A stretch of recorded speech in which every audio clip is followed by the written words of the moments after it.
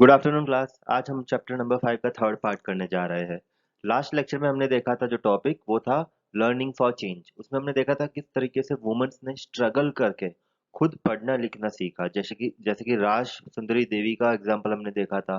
Okay, फिर रामाबाई का example देखा था। तो ऐसे दो तीन स्टोरीज हमने देखी थी जहाँ पे हमने देखा कि वुमेन्स ने कितना स्ट्रगल किया और खुद से मेहनत करके खुद से पढ़ना लिखना सीखा, जबकि सारे लोग उस चीज को अपोज करते थे। ओके, तो आज हम चैप्टर को आगे कंटिन्यू करते हैं। तो आज का हमारा टॉपिक है स्कूलिंग एंड एजुकेशन टुडे। तो ये तो चलो हमने पुराने जमाने की बात कर ली। ओके, 1900 की बात करी, 1970s की बात कर ली कि वुमेन्स को जो है पढ़ने लिखने नहीं दिया जाता था। ओके, तो आज का क्या सिस्टम है, आज कैसा चल रहा है, आज के हालात क्या है, उसके बारे में चलो जान लेते हैं। So today both boys and girls attend school in large numbers. ये हमने देखा है, बॉयज एंड गर्ल्स दोनों ही जो है लार्ज नंबर्स में आज के टाइम पे स्कूल अटेंड करते हैं। Yet, as we will see, there still remain differences between the education of boys and girls. लेकिन हम आगे अभी थोड़ा एग्जांपल्स देखेंगे जिसमें हम ये देखेंगे कि अभी भी थोड़े डिफरेंसेस एग्जिस्ट करते हैं। ओके, बॉयज को ज्यादा प्रायोरिटी मिलती है, बॉयज ज्यादा पढ़े लिखे रहते हैं कंपेयर टू गर्ल्स। ठीक है, मान लेते हैं आउट ऑफ 100 की बात करें तो जो लार्जर क्वांटिटी आएगा बॉयज का, बॉयज ज्यादा मिलेंगे पढ़ने के मामले में रादर देन गर्ल्स में। ठीक है, India has a census every 10 years which counts the whole population of the country, their age, schooling, what work they do and so on. तो बच्चों ये सेंसस होता है, हर 10 साल में सेंसस होता है। ओके, सो 2011 2001 इस तरीके से सेंसस होता है हर 10 साल में। 2001 में हुआ था, 2011 में होगा, और अभी जो आने वाला साल होगा 2021 तब होगा। तो लास्ट सेंसस हुआ था 2011 में। तो ये सेंसस में होता क्या है, इसमें पूरी इंडिया के अंदर पॉपुलेशन का काउंटिंग होता है, साथ साथ में पॉपुलेशन कितने लोग घर में लिटरेट है, ठीक है, बॉयज कितने हैं गर्ल्स कितने हैं, ठीक है, पर्टिकुलर एरिया वाइज देखा जाता है, पढ़े लिखे कितने लोग हैं, एज क्या क्या है, तो सारी चीजों की डिटेल्स ली जाती है। फिर एक पूरा का पूरे पूरे इंडिया का स्टेट वाइज जो है पूरा एक ग्राफ डिजाइन किया जाता है, पूरा एक डेटा डिजाइन किया जाता है, ठीक है, एनालाइज करके। और सेंसस की खुद की एक वेबसाइट है। अगर तुम कभी विजिट करोगे वो वेबसाइट पे तो तुम्हें बहुत सारी डिटेल्स मिल जाएगी। टोटल सारे स्टेट्स में कितने कितने लोग रहते हैं, ठीक है, हर एक स्टेट्स में कितने मेन है कितने वुमेन है, चिल्ड्रंस में कितने बॉयज है कितने गर्ल्स है, सारी की सारी डिटेल्स मिल जाती है। लिटरेसी लेवल कौन सी स्टेट का कितना है, ओके, ये सारी डिटेल्स होती है उस सेंसस के अंदर। तो हम अगर कंपेयर करें सेंसस के डेटा को तो हमें पता चलेगा पहले के और आज के हालात माहौल में क्या क्या चेंजेस आए हैं। तो जैसे हमारे पास दो डेटा हम एनालाइज करेंगे, एक 1961 का सेंसस और एक 2011 जो लेटेस्ट जो हुआ था सेंसस, ओके, उसका डेटा। सो 1961 के सेंसस में there were 40% of all boys and men who are 7 years old and above are literate. Okay, so कितने लोग, कितने परसेंट मेन और बॉयज लिटरेट थे, 40%। यहाँ पे एज एज जो हम देख रहे हैं 7 साल या उससे ज्यादा, ठीक है, 7 साल या उससे ज्यादा के उम्र में। ओके, तो total 40% boys and mens were literate and 15% girls and women were literate. खाली 15%। देखो 100 में से 40 पढ़े लिखे हैं बॉयज और मेन में, और 100 में से खाली 15 लोग गर्ल्स और वुमेन्स में पढ़े लिखे मिलेंगे। और वही अगर 2011 के सेंसस की बात करें तो हमें दिख रहा है यहाँ पे बॉयज का ग्राफ डायरेक्टली डबल हुआ है, ठीक है, 40 का 82% हो गया है। अभी जो है आउट ऑफ 100 82 लोग जो है पढ़े लिखे मिलेंगे हमें बॉयज और मेन के मामले में। लेकिन गर्ल्स का देखा जाए, ठीक है, तो पहले डिफरेंस कितना था, यहाँ पे 25% का डिफरेंस था। तो अभी अगर हम देखेंगे तो डिफरेंस हालांकि उस थोड़ा कम हुआ है, लेकिन इतना भी कम नहीं हुआ है, अभी भी 20 का डिफरेंस दिख रहा होगा तुम्हें, ठीक है। तो 65% girls and womens are only literate. तो अभी भी हम चेक करें बॉयज और गर्ल्स के डिफरेंसेस के बारे में, तो अभी भी ये चीज एग्जिस्ट करती है कि बॉयज को ज्यादा प्रायोरिटी मिलती है रादर देन गर्ल्स को। The proportion of both men and women who are now able to read and have at least some amount of schooling has increased। तो अभी ये proportion तो increase हुआ है, ठीक है, बॉयज और बॉयज के केस में भी और गर्ल्स के केस में भी। But as we can see also the percentage of the male group is still higher than the female group. ठीक है, तो मेल ग्रुप का परसेंटेज जो है अभी भी it is higher than the female group. The gap has not gone away. तो जो मैं गैप की बात कर रहा हूँ यहाँ पे देखोगे डिफरेंस जो है 25 का डिफरेंस है, तो यहाँ पे भी अभी 20 18 20 का डिफरेंस है। क्लियर, तो ये डिफरेंस अभी भी एग्जिस्ट करता है, ये अभी तक गया नहीं है। ठीक है, जो बॉयज और गर्ल्स के बीच में जो परसेंटेज का जो डिफरेंस है कि boys have higher ratios of literacy, okay, rather than girls, तो ये आज भी एग्जिस्ट करता है। क्लियर, पहले भी था और आज भी एग्जिस्ट करता है। नेक्स्ट आगे देखते हैं। अब ये टेबल दिया हुआ है यहाँ पे, एस सी एस टी के बारे में हम देखेंगे। एस सी कास्ट होती है शेड्यूल्ड कास्ट, और शेड्यूल्ड ट्राइब जो पिछड़ी जाति के जो लोग होते हैं उनके बारे में हम देखेंगे। तो बच्चों नोट्स जो है ना अपने हिसाब से लिखना तुम लोग, ऐसा नहीं कि लाइन टू लाइन कॉपी करना है। ये टेक्सचुअल सेंटेंसेस है जिन्हें मैं एक्सप्लेन कर रहा हूँ, तुम लोग अपने अकॉर्डिंग इस सेंटेंसेस को शॉर्ट करके नोटबुक में लिख सकते हो। Okay, so here is a table that shows the percentage of girls and boys who leave schools from different social groups including SC and ST।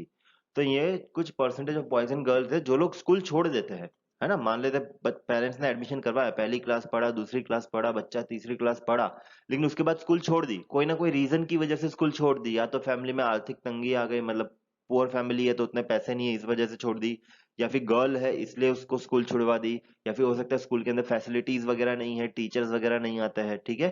तो कई कारणों की वजह से स्कूल जो है बच्चे छोड़ देते हैं, ये रूरल एरियाज में, जो विलेज एरियाज होते हैं वहां पे। क्लियर। तो जैसे कि यहाँ पे हम ये टेबल को अगर स्टडी करें, तो ये प्राइमरी क्लास है 1 से लेके 5 तक, फिर अपर प्राइमरी 6 से 8, और फिर है सेकेंडरी क्लास 9 से 10, ठीक है। तो यहाँ पे ये जो दिया है परसेंटेज में दिया है कि 4%, 4.36% बॉयज जो होते हैं वो छोड़ देते हैं स्कूल, ठीक है। एससी में देखेंगे 4.71 है, और एसटी में देखेंगे तो 7% है बॉयज का। क्लियर। गर्ल्स का देखेंगे 4.2% और एसटी में 6.84%। तो ये टेबल तुम खाली स्टडी करो, इसको खाली तुम्हें स्टडी करना है, ठीक है। तो यहाँ पे हम देख सकते हैं कि गर्ल्स और बॉयज दोनों ही जो है, मतलब फर्स्ट से लेके 5th स्टैंडर्ड तक में काफी ज्यादा स्कूल छोड़ देते हैं, फिर 6 से 8 में भी उससे रेशियो थोड़ा बढ़ जाता है, हायर स्टैंडर्ड में रेशियो थोड़ा बढ़ जाता है। लोअर स्टैंडर्ड तो सभी लोग पढ़ाते लिखाते हैं, फिर जैसे जैसे स्टैंडर्ड बढ़ते हैं तो कम लोग पढ़ाते लिखाते हैं, ठीक है। 9th 10th, अब देखो हायर क्लास है तो स्कूल की फीस भी ज्यादा होगी, बुक्स की प्राइस भी ज्यादा होगी। ओके, तो पुअर फैमिलीज अफोर्ड नहीं कर सकती है, तो पुअर फैमिलीज के बच्चे जो है एक पहली से 5वीं तक पढ़ लेते हैं, फिर स्कूल छोड़ देते हैं। ओके, क्योंकि फैमिली के पास उतने पैसे वगैरह नहीं होते। तो देखो यहाँ पे इसलिए परसेंटेज ज्यादा है, 17% बॉयज जो है ड्रॉप आउट कर लेते हैं, यहाँ पे 16% गर्ल्स ड्रॉप आउट कर लेती ओवरऑल। एसटी में ज्यादा ही है compare to SC. Schedule caste में 19% है, और शेड्यूल ट्राइब में 24% है। ओके, तो ये खाली हमें समझने के लिए हमने ये डेटा स्टडी किया है, ठीक है। ये average annual drop out rate in school education 2015 14-15 का ये एक डेटा है, ठीक है। ये एक्चुअली पूरा ह्यूमन रिसोर्स डेवलपमेंट का मिनिस्ट्री होता है, तो वो लोग इस तरीके से पूरा ग्राफ जो डेटा जो भी कलेक्शन होता है उससे ये सारी चीजें वो लोग लगाते हैं। मतलब गवर्नमेंट स्कूल्स में उनको पता ही रहता है कितने बच्चों ने ड्रॉप आउट किया है वगैरह, तो उसी से वो लोग ये पूरा ओवरऑल डेटा निकालते हैं। वी नोटिस्ड, हमने टेबल में क्या नोटिस किया, that SC and ST girls leave schools at the rate that is higher than the category all girls. Okay, so SC ST में गर्ल्स जो होती है वो ज्यादा स्कूल छोड़ देती है, रादर देन जो ऑल कैटेगरी था उसमें कम गर्ल्स स्कूल छोड़ती है। This means that girls who are from Dalit, that is SC schedule caste, and Adivasi that is ST, ठीक है। एससी यानी दलित हो गया, एसटी यानी आदिवासी हो गया backgrounds, are less likely to remain in school. तो जो एससी और एसटी बैकग्राउंड की जो गर्ल्स होती है, those are less likely to remain in school. वो लोग थोड़ा पहली दूसरी तीसरी पढ़ लिया फिर स्कूल छोड़ ही देते हैं, वो लोग हायर स्टैंडर्ड तक स्टडी करते ही नहीं है। तो उसके रीजंस क्या क्या है वो हम जानेंगे। The 2011 census also found that Muslim girls are less likely than SC and ST girls to complete primary schools। और 2011 का जो सेंसस हुआ था तो उसमें एक और डेटा मिला कि SC ST के कंपेयर में मुस्लिम गर्ल्स ज्यादा ड्रॉप आउट करती है, ठीक है। तो मुस्लिम गर्ल्स भी प्राइमरी स्कूल में ज्यादा ड्रॉप आउट करती है compare to SC ST girls. तो ये इनके रीजन क्या हो सकते हैं वो हम स्टडी करेंगे जरूर। While a Muslim girl is likely to stay in school for around 3 years, girls from other communities spend around 4 years in school. तो मुस्लिम गर्ल अगर एडमिशन लिया है पहली क्लास में तो तीसरी क्लास तक पढ़ती है, 3 साल तक। ओके, और दूसरी कम्युनिटीज की जो गर्ल्स होती है वो एटलीस्ट 4 साल पढ़ती है। क्लियर। तो इसमें यहाँ पे मुस्लिम गर्ल्स जो है तो ज्यादा मुस्लिम कैटेगरी में गर्ल्स को ज्यादा नहीं पढ़ाते लिखाते। ओके, बहुत सारे कारण हो सकते हैं उसके। तो पहला कारण देखते हैं, what are the reasons for leaving the school. ये लोग बच्चे जो है ड्रॉप आउट क्यों कर लेते हैं। In rural and poor areas, there may not even be proper schools nor teachers who teach on a regular basis। ये बात तो सही है, रूरल एरियाज में प्रॉपर स्कूल्स नहीं होंगे, और प्रॉपर स्कूल्स नहीं हो सकते, अगर स्कूल है तो भी वहां पे प्रॉपर टीचर्स नहीं होंगे, ठीक है, जो रेगुलर बेसिस पे आते हो। टीचर ही गुल्ली मार दे तो बेचारे बच्चे बैठ के क्या करेंगे, फाफा थोड़ी मारेंगे। क्लियर। तो वहां पे या तो टीचर्स नहीं रहते हैं या प्रॉपर स्कूल्स नहीं है, तो ये एक पहला रीजन है कि बच्चों को स्कूल नहीं भेजा जाता। पहले से तीसरी क्लास तक भेज दिया, ठीक है, फिर जैसे जैसे बच्चे बड़े होते हैं तो स्कूल में थोड़ी फैसिलिटीज चाहिए रहती है पेरेंट्स को, लेकिन वैसा कुछ मिलता नहीं है स्कूल में, तो वो लोग बच्चों को ड्रॉप आउट करवा देते हैं। There is no transport like buses or vans. Parents may not be willing to send their girls to school. और हाँ, गांव में, ओके, विलेज एरियाज में, रूरल एरियाज में ट्रांसपोर्टेशन फैसिलिटी होती नहीं है, ठीक है। जैसे हमारे यहाँ तो बस में हम स्कूल जाते हैं, सवेरे सवेरे मॉर्निंग में बस आ जाती है, बस में आ जाते हैं या फिर वैन में जाते हैं। लेकिन गांव में ऐसी फैसिलिटीज नहीं है, स्कूल्स नहीं प्रोवाइड करती है ट्रांसपोर्टेशन, ओके। तो वहां पे इसलिए पेरेंट्स जो होते हैं गर्ल्स को ज्यादातर स्कूल भेजने से इतराते हैं। बॉयज को तो चलो भेज दिया, पैदल चला जाएगा, साइकिल पे चला जाएगा, ठीक है, लेकिन गर्ल्स के मामले में थोड़ा पेरेंट्स संभल जाते हैं, ठीक है, तो इसलिए वो लोग नहीं भेजते हैं स्कूल। थर्ड रीजन देखते हैं बच्चों, many families are poor and unable to bear the cost of educating all their children, so boys only get preference in this situation। हाँ, ये एक अच्छा रीजन है। देखो कि बहुत सी फैमिलीज जो होती है वो पुअर बैकग्राउंड से होती है, और वो ये जो कॉस्ट ऑफ एजुकेशन जो आता है ना वो पूरा का पूरा बेयर नहीं कर पाती है।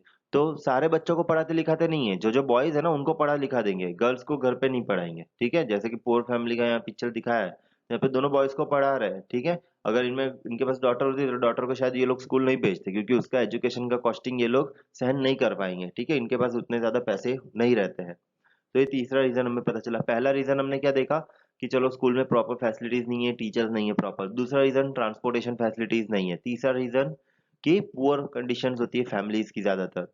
फोर्थ रीजन देख लेते हैं, many children also leave school because they are discriminated against by their teacher and classmates, just like Om Prakash Valmiki. और कभी कभी बच्चे इसलिए भी स्कूल छोड़ देते हैं बिकॉज उनका डिस्क्रिमिनेशन किया जाता है। जैसे हमने ओम प्रकाश वाल्मीकि का देखा था, उनको फ्लोर पे बैठाया जाता था, बाकी बच्चों के साथ नहीं बैठाया जाता था, ठीक है। जैसे वो दलित थे, क्लियर, एससी एससी कास्ट से थे, शेड्यूल्ड कास्ट, तो इसलिए उनको जमीन पे बैठाया जाता है। तो इस तरीके से जब टीचर्स डिस्क्रिमिनेशन करते हैं बच्चों का, तो वो दलित कास्ट वाले या आदिवासी कास्ट वाले जो बच्चे होते हैं वो फिर स्कूल नहीं जाते हैं, क्योंकि उन्हें भी तो इंसल्टिंग फील लगता है ना।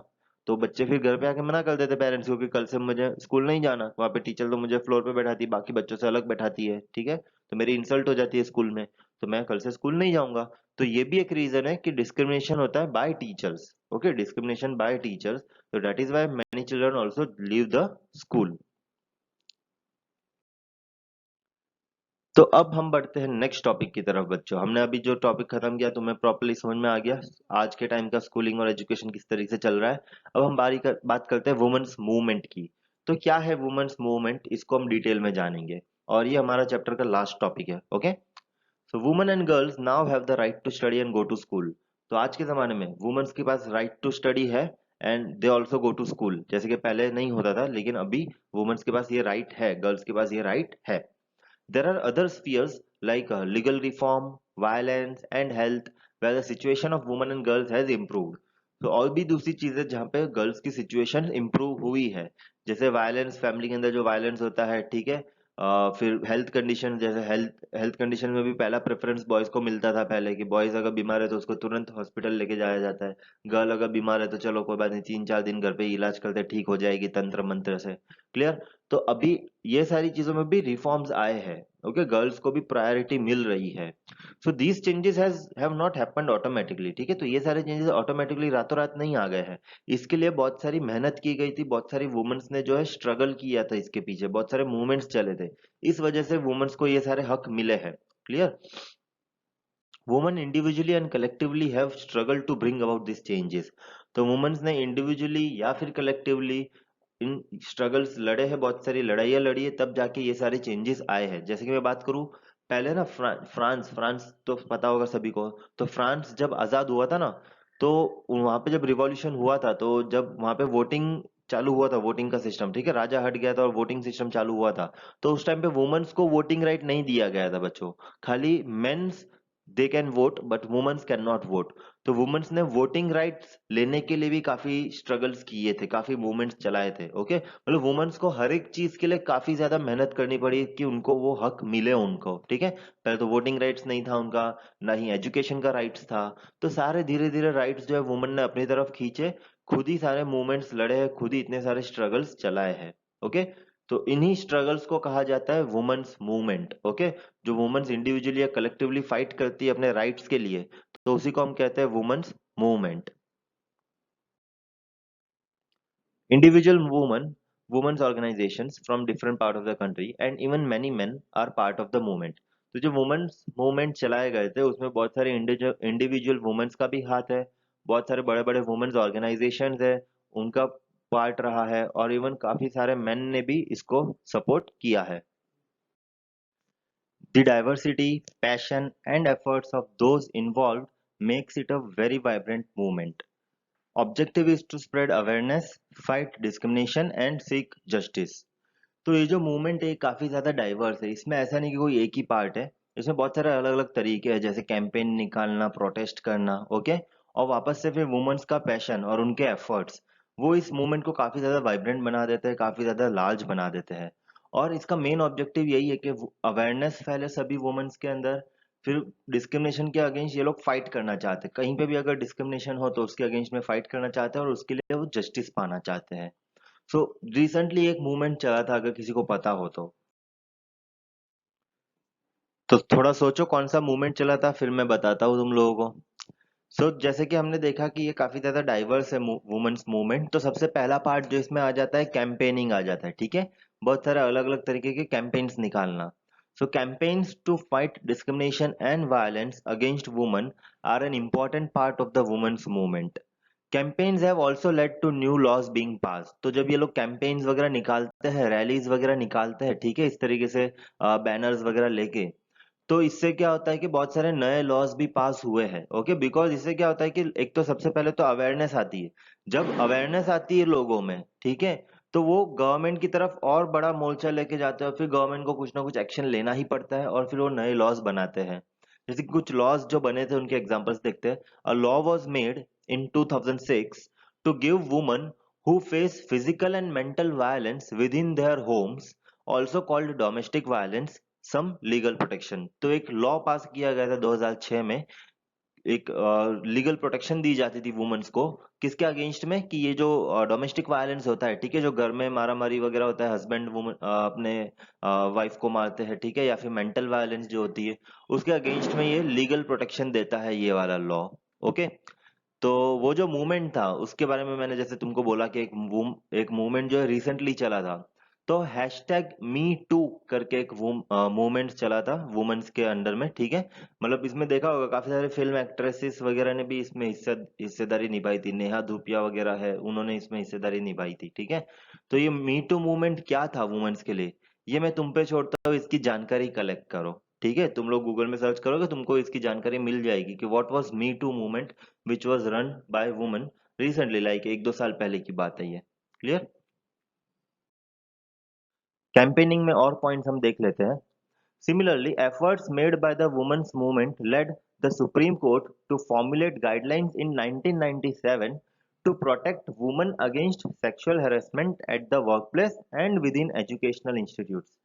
तो सिमिलरली वुमेन्स ने मूवमेंट्स चलाए थे जिससे कि सुप्रीम कोर्ट को एक गाइडलाइन जारी करनी पड़ी थी, अगेंस्ट कौन सी चीज के अगेंस्ट में, ये जो सेक्सुअल हेरासमेंट होता है वर्क प्लेस पे या एजुकेशनल इंस्टीट्यूशंस में। ठीक है, कि जैसे कि बॉस आके वुमेन्स जो वहाँ पे वर्किंग होती है उनको छेड़ दे, ठीक है, उसका गलत फायदा उठाए। ओके, जो एजुकेशनल इंस्टीट्यूशंस होते हैं वहाँ पे कभी कभी ये चीज होती है, तो इसके अगेंस्ट में भी एक लॉ सुप्रीम कोर्ट ने गाइडलाइंस जारी की थी। और वो सामने से सुप्रीम कोर्ट ने नहीं बनाई थी गाइडलाइंस, वो तो वुमेन्स ने मूवमेंट किया था, उन्होंने कैंपेन्स वगैरह रन किए थे, तब जाके अवेयरनेस आई, और अवेयरनेस आई इसलिए फिर सुप्रीम कोर्ट ने जो है गाइडलाइंस फॉर्मुलेट की थी इसके अगेंस्ट में। Clear?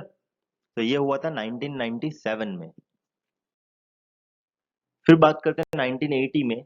So in the 1980s for example, women's group across the country spoke out against dowry death, cases of young brides being murdered by their in-laws or husbands greedy for more dowry। Okay, so 1918 में women's group ने ये जो dowry death होती थी, dowry क्या होता है, अब देखो जैसे कि जो दहेज हम जिसमें बोलते हैं हिंदी में, ठीक है, दहेज के जैसे शादी होती है तो जो लड़के वाले के जो साइड होते हैं वो लोग दहेज मांगते हैं लड़की वालों से। ओके, और अगर दहेज नहीं मिलता उनको, तो शादी हो जाने के बाद वो लोग क्या करते हैं, उस लड़की को बहुत हैरान परेशान करते हैं, और इवन यहाँ पे तो मर्डर के भी केसेस आए हैं। ठीक है, कि हस्बैंड जो है वाइफ को मार देता है, बिकॉज उनको जितना दहेज चाहिए था उतना सामने वाली पार्टी ने दिया नहीं था। Women's group spoke out against the failure to bring these cases to justice. They did so by coming on the streets, approaching the courts and by sharing information. Okay तो उन्होंने ये जो सिस्टम फेलियर था यहाँ पे ये dowry death के case में, ठीक है, क्योंकि कुछ प्रॉपर इसके इसके लिए कुछ लॉ नहीं था, कोई रूल नहीं था, ठीक है, डाउरी के लिए। तो इसके लिए वुमेन्स ने जो है सामने से आके मोर्चे वगैरह निकाले, ठीक है, इसके बारे में बातें की, स्ट्रीट्स पे उतर आए, उन्होंने प्रोटेस्ट किया, कैंपेन्स निकाले और इंफॉर्मेशन जो है लोगों तक पहुंचाई, शेयर की। तब जाके फिर कोर्ट ने जो है एक्शन लिए और डाउरी डेथ के जो भी केसेस होते हैं उनको सबको सल्टाया और इसके लिए प्रॉपर नए गाइडलाइंस भी आए थे। ओके तो ये भी बहुत गलत चीज है एक्चुअली। क्यों मांगनी चाहिए डाउरी जब सामने वाला तुमको तुम्हारी पूरी वो अपनी बेटी दे रहा है, ठीक है, शादी करने के बाद, क्योंकि लड़की चली जाती है लड़कों वाले के घर पे, तो सामने वाला अपनी उसको 20 साल की अपनी लड़की दे रहा है, 20 साल तक खुद ने बड़ा किया और फिर जाके दे रहा है, तो फिर ऐसा नहीं होना चाहिए था, डाउरी नहीं मांगनी चाहिए लोगों को, उल्टा ये तो गलत है। फिर भी बहुत से लोग समाज में ऐसे जो ये सब चीजें समझते नहीं है, मतलब मेंटली ऐसा करे तो वो लोग तो कितने खराब हो गए है ना, कि ये लोग डाउरी मांगते हैं, मतलब लड़की भी चाहिए और साथ में इतना सारा पैसा भी चाहिए, पैसा नहीं मिलेगा तो हम फिर मारा पिटाई करेंगे, फिर लड़की को मार देते हैं, ठीक है, ताकि वो लोग फिर दूसरी शादी कर सके और वहां से दूसरा और दहेज आ सके। Satya Rani, an active member of the women's movement, sitting on the steps of the Supreme Court, surrounded by legal files, gathered during the course of a long legal battle to seek justice for her daughter who was murdered for dowry। तो देखो ये सत्या रानी की picture है, ये woman देखो कितनी महान है ये वुमन। इसकी जो डॉटर है ना, वो जब शादी होने के बाद उसकी डॉटर को मार दिया गया था, सामने वाले जिसके साथ शादी करवाई थी, ठीक है, उसके हस्बैंड ने या उसके जो इन लॉज थे उन्होंने उसको मार डाला। क्यों मार डाला? बिकॉज डाउरी प्रॉपरली नहीं दी थी, डाउरी के केस में ही उसको मार डाला था। तो इतने सारे ये सारी फाइल्स लेके बैठी है बिकॉज लीगल इसने केस किया। फिर अब तुम्हें तो पता है कोर्ट कचहरी के चक्कर में मतलब सालों गुजर जाते हैं। तो जब सालों गुजर गए तो इतने सारे उसने फाइल्स वगैरह कलेक्ट किए, ये सारे जब अब भी उसको मतलब नहीं मिला था, ठीक है, जस्टिस, तो उसने क्या किया, सारी की सारी फाइल्स लेके वहां सुप्रीम कोर्ट के बाहर जाके बैठ गई इस तरीके से। देखो यहाँ पे उसकी डॉटर की पिक्चर भी है यहाँ पे। ओके सो ये भी एक वुमेन्स मूवमेंट की एक्टिव मेंबर है, ओके, जिन्होंने इस तरीके से जाके अपने हक के लिए इन्होंने लड़ाई लड़ी, ठीक है, कि इनकी बेटी की मौत हो गई तो उसको मार दिया गया था। कोर्ट में तो चक्कर काटते काटते इनके पैर घिस गए थे, इतनी सारी फाइल्स इन्होंने बना दी थी ये केस के लिए, लीगली जाने के लिए, लेकिन इतना लॉन्ग लीगल बैटल चला था उसके बाद इनको जस्टिस मिला था। क्लियर? तो ये बात है कि भाई वुमेन्स को अपनी वॉइस जो होती है ना वो रेज करनी चाहिए। इवन बच्चों में बॉयज गर्ल्स जो भी है, अगर तुम्हारे साथ कभी भी कुछ गलत होता है तो तुम आवाज जब तक नहीं उठाओगे तो वो चीज तुम्हारे साथ गलत ही होते रहेगी, ठीक है, अगर तुम उसको सुधारना चाहते हो तो you have to raise your voice. Clear? Second हम देखते हैं, सेकंड तरीका क्या है वुमेन्स मूवमेंट में, दैट इज रेजिंग अवेयरनेस। ठीक है, वो लोग अवेयरनेस क्रिएट करते हैं, प्लेस करते हैं, सॉन्ग्स चलाते हैं। Okay, an important part of the women's movement work is to raise public awareness on women's right issues. तो वुमेन्स को जो जो राइट्स चाहिए रहते हैं उसके उसके लिए ये लोग पब्लिक अवेयरनेस क्रिएट करते हैं, ताकि लोगों को पता चले कि हाँ चलो वुमेन्स को ये वाला राइट भी चाहिए। Clear? Their message has been spread through street place, songs and public meetings. तो वुमेन जो होती है पब्लिक मीटिंग्स वगैरह, स्ट्रीट प्लेस वगैरह करती है और वहां पे अपनी प्रॉब्लम्स बताती है कि देखो ये हमारी प्रॉब्लम है तो इसका सॉल्यूशन लाओ, इसके लिए हमें प्रॉपर राइट दिलवाओ। क्लियर? थर्ड तरीका है प्रोटेस्ट करके। ओके, प्रोटेस्टिंग सभी को पता होगा, नारेबाजी लगाना, बैनर्स वगैरह लेके। क्लियर? कैंपेन होता है प्रॉपरली चलाना, ठीक है, मतलब शांति से चलाना। प्रोटेस्ट में क्या होता है, नारेबाजी वगैरह ज्यादा होती है और ये डायरेक्ट चले जाते हैं गवर्नमेंट इंस्टीट्यूशंस के सामने। क्लियर? ताकि ये लोग अपना राइट जो है वहाँ डिमांड कर सके। The women's movement raises its voice when violations against women take place or for example when a law or policy act against their interest. तो वुमेन्स मूवमेंट जो के तहत ये लोग अपनी आवाज उठाते हैं, ठीक है, जब भी कोई ऐसा लॉ या पॉलिसी पास कर देते हैं गवर्नमेंट जो कि इनके इंटरेस्ट के अगेंस्ट में है, या फिर कभी भी इनके लिए इनके अगेंस्ट में वायलेंस वगैरह होती है, ठीक है, वायलेशन वगैरह होते हैं, तो ये लोग क्या करते हैं, इस तरीके से प्रोटेस्ट करती है women's. Public rallies and demonstrations are a very powerful way of drawing attention to injustice. तो पब्लिक रैलीज वगैरह निकालते हैं, डेमोस्ट्रेशन वगैरह करते हैं, तो इसी से जो होते हैं ये लोग अटेंशन खींच पाते हैं मीडिया का अपनी तरफ और बहुत सारे लोगों का अपनी तरफ, ठीक है, ताकि लोग इनके खिलाफ जो भी इनजस्टिस हो रहा है ये जस्टिस डिमांड कर सके। फोर्थ है शोइंग सॉलिडेरिटी। अब सॉलिडेरिटी यानी क्या होता है, जैसे कि इस पिक्चर से तुम समझ सकते हो, यानी कि यूनिटी। ठीक है, तो वुमेन्स अपनी यूनिटी किस तरीके से एक्सप्रेस करती है, किस तरीके से शो करती है, तो ये भी एक पार्ट है वुमेन्स मूवमेंट का। ये लोग सॉलिडेरिटी शो करते हैं कि हम सभी जो है एक है, हम सब यूनाइटेड है। Women's movement is also about showing solidarity with other women and causes. On 8th March, International Women's Day, women all over the world come together to celebrate and renew their struggles. So 8th मार्च है international women's day, ये date तुम लोगों को याद रखनी है। ठीक है, तो ये दिन जो होता है ये वुमेन्स बहुत ही धूमधाम से जोर शोर से ये डे को मनाती है, इंटरनेशनल वुमेन्स डे को। ठीक है, और इसी से ये सारी जो है एक साथ एकजुट रह के रहती है, मतलब यूनाइटेड होके रहती है। देखो इस तरीके से सब इकट्ठा होती है और नारेबाजी वगैरह करती है, yes we are united. Women are holding up candles to demonstrate the solidarity between the people of India and Pakistan. Every year on 14th August, several thousand people gather at Wagah on the border of India and Pakistan and hold a cultural program. तो ये देखो, ये Wagah border जो है ना India Pakistan के बीच में, Wagah border, तो वहां पे भी 14th अगस्त को हर साल इतने सारी वुमेन्स जो होती है एक जगह इकट्ठी होती है और कैंडल्स जलाती है। ठीक है, ये डेमोस्ट्रेट करने के लिए कि यस वर्ल्ड की सारी वुमेन्स जो है वो यूनाइटेड है। क्लियर, तो ये फोर्थ पॉइंट था हमारा। ओके, वुमेन्स मूवमेंट में हमने 4 पॉइंट्स देखे बच्चों। क्लियर, किस तरीके से वुमेन्स मूवमेंट चलाया जाता है, एक तो कैंपेनिंग करके, दूसरा अवेयरनेस क्रिएट करके, तीसरा प्रोटेस्ट करके, और चौथा सॉलिडारिटी शो करके। क्लियर, और इसी टॉपिक के साथ फिर हमारा ये चैप्टर जो होता है खत्म, और अब हम करेंगे डांस। जिन जिन को आता है वो मेरे साथ करो, टिंचाक टिंचाक टिंचाक।